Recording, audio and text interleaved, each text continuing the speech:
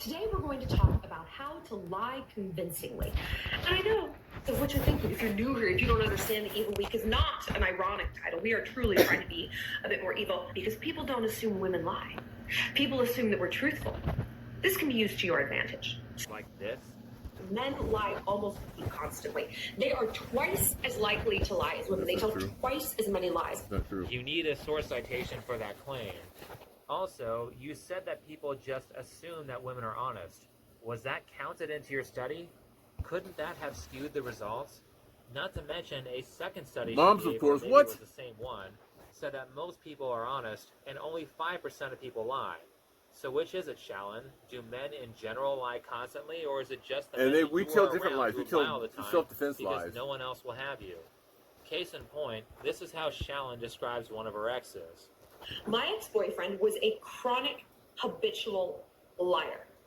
This is what you get when you follow Shallon's advice. People who are untrustworthy. If you watch Shallon's content, you'll notice that all of her relationships are pathological. Intimate relationships, business relationships, close Crazy! I haven't heard her describe a single relationship that was good. And that's because she does things like this. You want to save up those lie brownie points, right? You want to keep your other. Hi, Sean. It's your dad.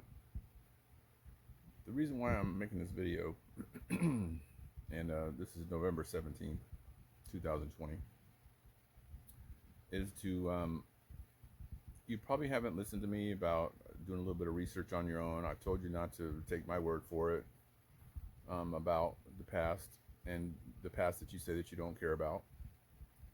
And I just wanted to do a little research for you. I still recommend that you do some research yourself and find out some things for yourself, because if I do everything for you, then you won't appreciate it. You won't think it's true. You won't understand the importance behind what I'm trying to convey to you.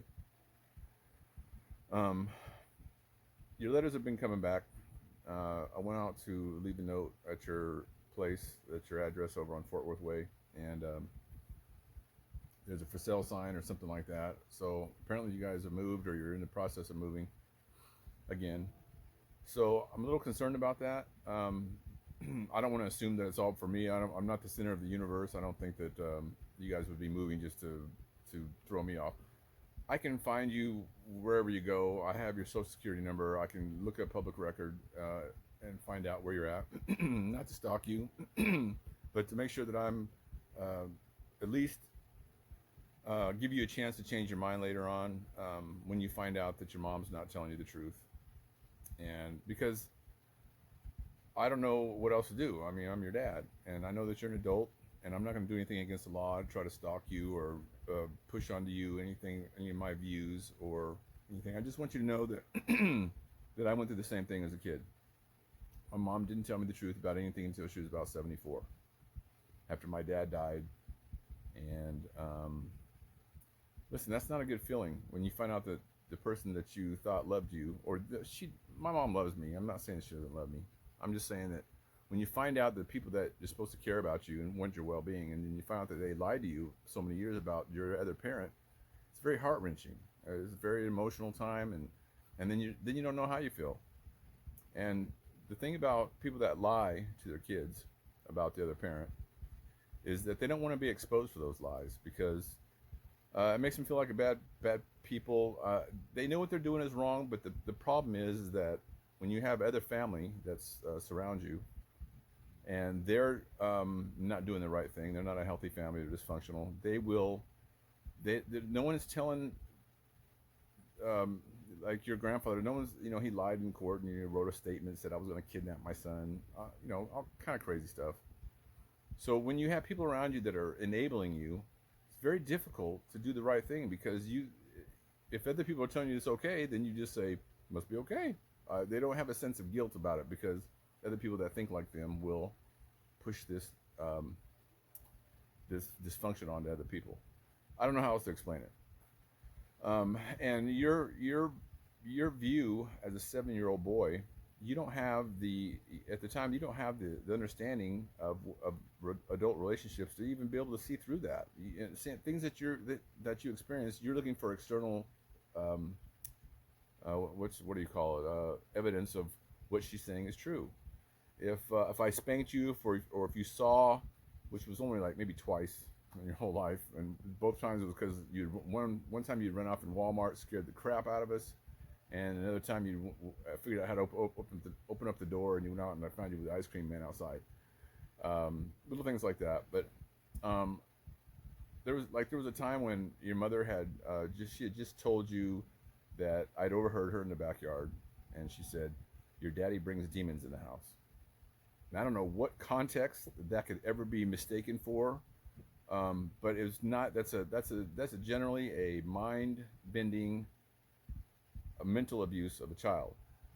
It wasn't a joke. I was upstairs in your room. I was cleaning up. I just happened to hear her say it outside.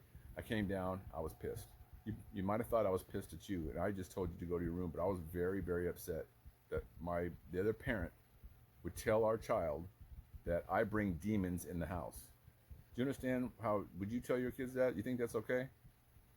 So whenever you saw me mad, or if you remember just Daddy being mad, just know that I had a righteous anger at some of those times, and it wasn't very often. I have a very long fuse. I'm a patient man. I don't get upset about many things. And I remember there was one time. I know that this is something that your mom had tried to throw in my face. I threw some hamburgers at the wall one time out of frustration of her behavior, because it was bizarre. It's almost like she changed into this other person all of a sudden, and she's doing bizarre things. And when I say bizarre, I mean bizarre. Telling your child that the other parent brings demons in the house, I don't care who you are, that's fucking bizarre. And it was things like that that just kept going on and on and on and on. I'm not saying I'm perfect, not perfect, but I never told you demons were coming in the house. And anyway, I'm gonna get stuck on that. So anyway, I put together this little, I want you to read it. I put each segment, it's a page. It tells you how, and listen, most child care is awarded to women. I don't care about what this feminism crap that's going on about how, well, women, they feel like they're in the parent role. No, when women go to court, when they get a divorce, and they 80% of the time file for divorce, they are awarded child custody. The man is reduced to a part-time dad. I knew that if I got divorced, that were the consequences to me. And those were something that I have no choice but to expect. But your mother wanted to leave the state. She wanted to reduce my time to 0. It drove me nuts that she knew that I was a good dad. She knew that I wasn't, her and I, the situation between her and I was between her and I. It had nothing to do with you. And the fact that she wanted to take you away, and she had a family that was willing to lie. Her sister got a restraining order against me, said I was stalking her. All bullshit, all of it lies. On top of that, your Uncle Junior, I didn't see him straining to come forward to protect me, because he knew that the one time he came over, he was about to get beat up, is what he was about to do. But he came over, was mad, was because your mom had told your Uncle Junior that I hit her. I've never hit your mother a day in her life. I wouldn't dare. And he never came forward to try to clear that up, nothing. He knew then what the truth was. So your mom's family, your side of the family, I know that you think your grandma loves you and your grandpa loves you and your mom loves you. They do. But they did things that were against the law, that were unethical, immoral, and it puts everything that I did in a shadow. And I mean, if I had to sit here and tell you everything I did wrong, listen, there were things I did wrong, of course, but they weren't at that level where I'm lying in court, making lying statements, and I would never do that. I have a threshold of what I'm willing to do and what I'm willing to do this wrong. So I want you to look at this information, read it, just keep an open mind, and maybe one day when you have kids, you'll understand, and maybe one day you'll come and you'll say, Dad, I understand what was going on now. My father never got a chance to do that. Okay? Just keep an open mind. I'm not lying to you. I wouldn't lie. If you came to me, I wouldn't lie to you. I won't keep any secrets. I'm an open book. You're welcome to call me anytime. I know that you won't probably anytime soon, because you're immersed in that type of household where your mom is making threats to you. They don't even have to be overt. They can. You just know that if you were to try to want to talk to your dad, that she will somehow withdraw support of you or love from you, and that's a scary and abandonment issue. Okay, I get that. But you got to be strong. You got to stand up to your mom at some point, just like I did with my mom. I was a little bit too late, but I didn't have my dad making videos like this to tell me, "Hey, Sean, I love you. I'm not gonna. I want you to have a happy life. I want you to have a successful life. I don't want you to ever think that I never loved you or I abandoned you." Okay. All right. Just look at it and keep an open mind. Or maybe you're just an asshole. Maybe you're just naturally going to be an asshole. And no, I'm just saying. I mean, if you're my son, eventually you're going to have thinking patterns like me.